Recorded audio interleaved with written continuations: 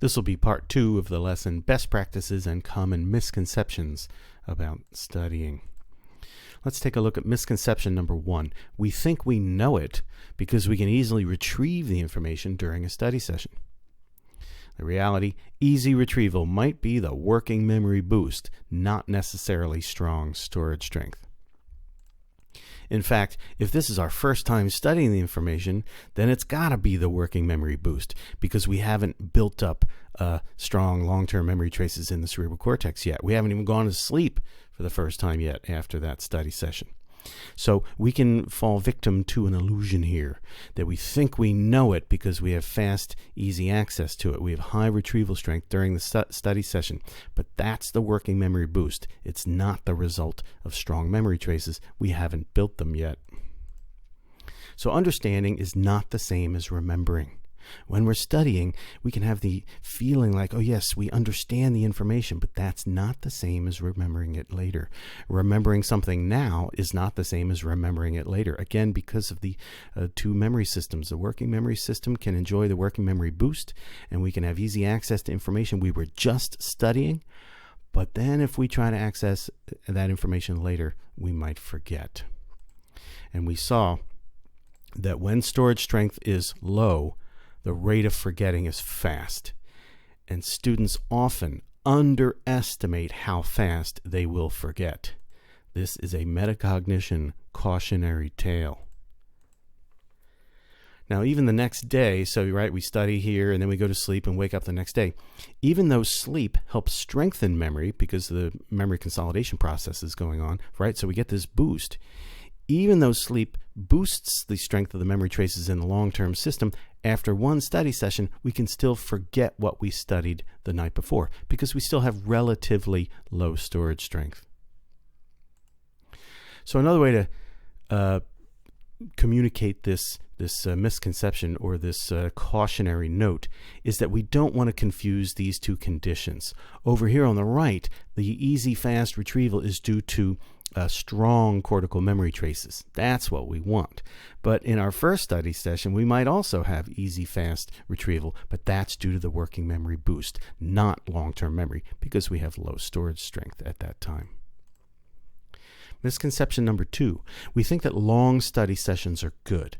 The reality is that biology puts limits on the value of continued study. So up here, let's take a look. What if we, instead of stopping the study session here, what if we continue studying for 2 hours, 3 hours? Psychologists argue that prolonged study sessions become less effective with time.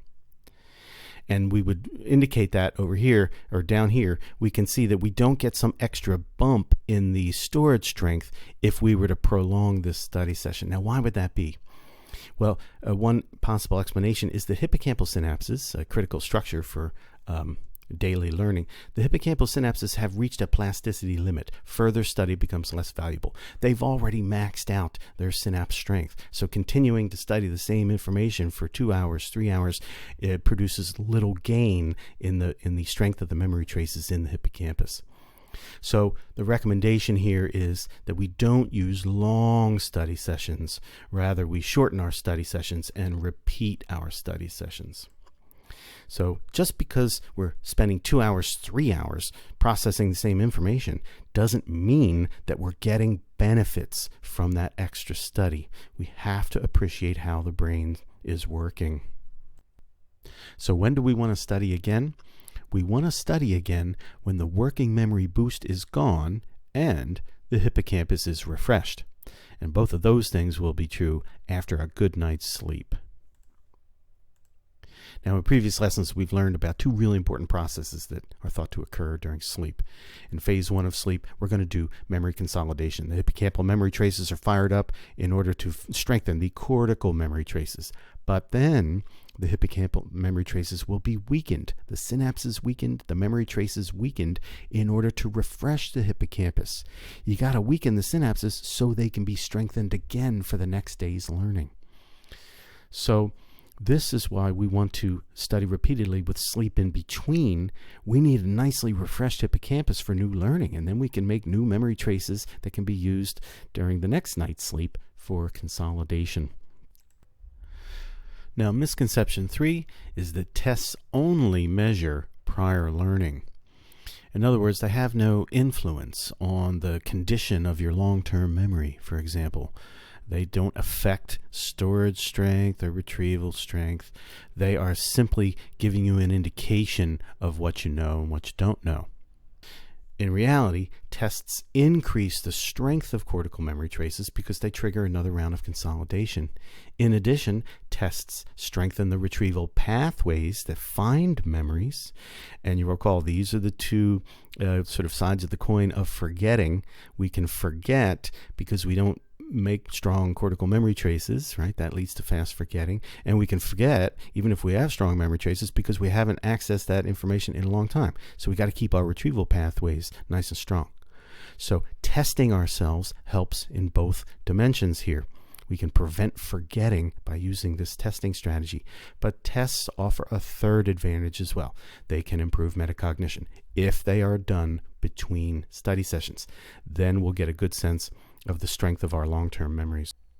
So long-term memories are best created with repeated, spaced study sessions, making heavy use of retrieval practice and other deep processing techniques. So if we use these techniques, we're going to be storing lots of knowledge in our cerebral cortex.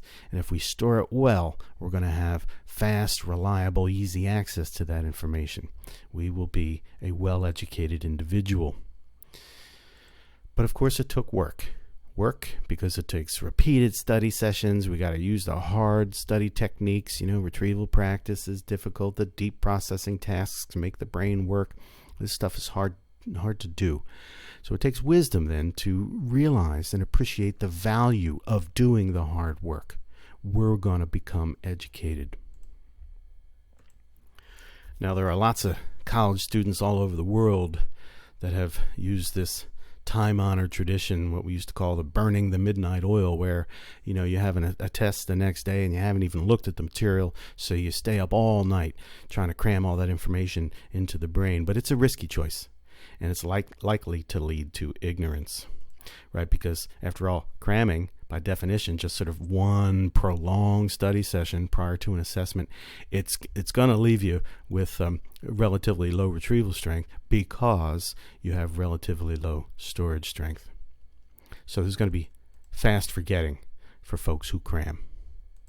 So we can think about the major points of this lesson through the lens of metacognition. Here are the misconceptions. Students mistake easy, fast retrieval for long-term memory, and then they stop studying. We think we know it, and we won't forget it. We think understanding in the moment is the same as remembering at a later time. The reality, retrieval can be easy and fast because of the working memory boost. Misconception 2, students think long study sessions are valuable. In the reality, the hippocampal neurons have already reached their plasticity limit. Further study is ineffective. So the memory traces in the hippocampus have achieved strength early in the study session. That second hour, third hour, you're probably wasting a lot of your time. Number 3, testing only measures prior learning, and the reality is retrieval practice triggers another round of consolidation during sleep and helps the brain strengthen retrieval pathways that find the memories. So retrieval practice can help us address or prevent both forms of forgetting.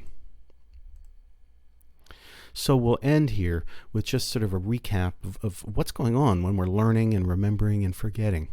So what happens when we study? Well, we increase the ease and speed of retrieval, and that can be the result of the working memory boost. If consolidation is successful later on, we increase the strength of cortical memory traces. And down the road, that also will produce easy, fast retrieval. We'll have high retrieval strength because we built strong memory traces in the cortex. Why can we remember? We currently have easy, fast retrieval due to the recent study, the working memory boost, or we did successfully consolidate the cortical memory traces so we can retrieve at any time, even in between study sessions. And why do we forget? We failed to consolidate memory traces. Maybe we were cramming. We just didn't build strong cortical memory traces, or poor attention can lead to weak memory traces. Or we have lost retrieval strength because of disuse. The brain's search mechanism, the retrieval pathways have weakened, and the brain can no longer find even strongly stored memory traces. So this concludes then part 2 of best practices and misconceptions of studying.